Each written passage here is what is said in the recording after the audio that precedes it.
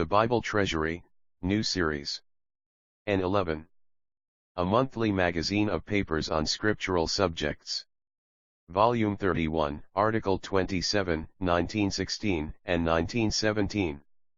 Joy, Prayer, and Thanksgiving. Brief notes of a reading on 1 Thessalonians 5 verses 16 to 18. I think we might profitably dwell on these important verses. They are so sweet and precious, especially to the young believer. These Thessalonians were Paul's joy and crown of rejoicing, and we cannot read these epistles and not notice the spirit in which they were written.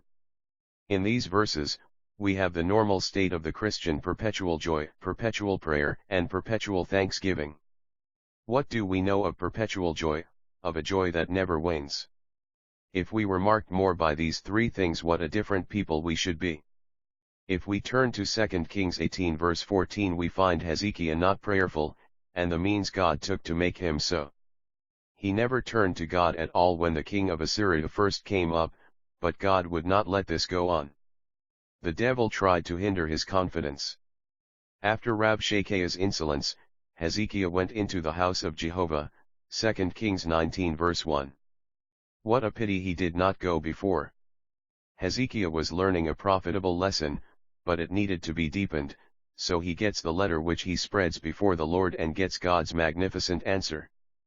Does not this show how much better it would be for us if we were more constantly in prayer? Hezekiah had beautified the house of the Lord more than any, but after opening the house, through not praying, he had to cut off the gold. In the order in Thessalonians, joy comes before prayer, and the question is, where is true Christian joy to be found? The joy of the Lord is our strength, and how is this joy to be maintained? Paul had this joy in prison, and he told the Philippians to rejoice always. It is only to be found where the Lord himself found it. He found it through obedience, and as we are obedient we shall prove it likewise.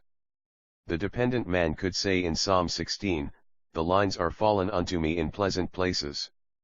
We are no doubt living in the last moments of the Church's history, and it is only conscious communion with the Lord that can keep one happy. If you meditate on the Lord, even through a heavy day's work, you will find joy. Next, we have pray without ceasing. Open thy mouth wide, he has said, and I will fill it. The Lord does not want us to close our mouths. The answer in Malachi is, I will open the windows of heaven. Don't we want that? In Acts 16 we find the Lord opened Lydia's heart. If you and I open our mouths wide, the Lord will fill them.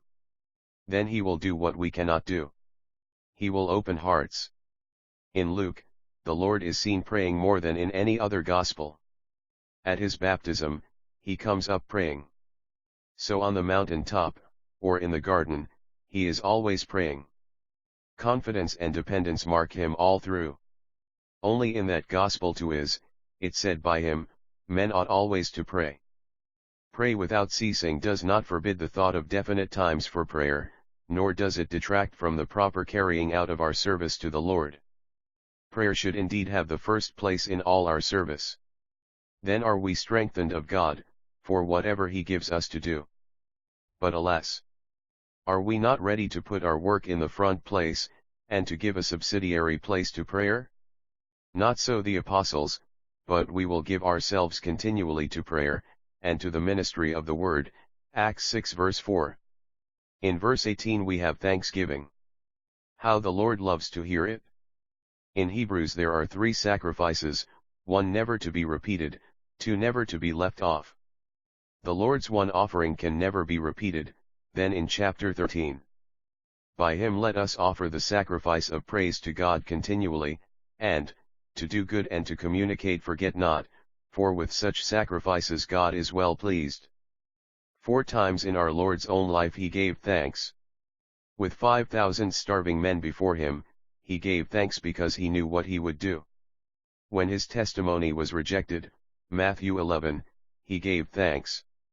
At the grave of Lazarus, he gave thanks, before he raised him. And in the presence of his own death, he gave thanks, Luke 22 verses 17 to 19. In everything give thanks, but that is not so difficult as giving thanks always for all things. This is God's will for us.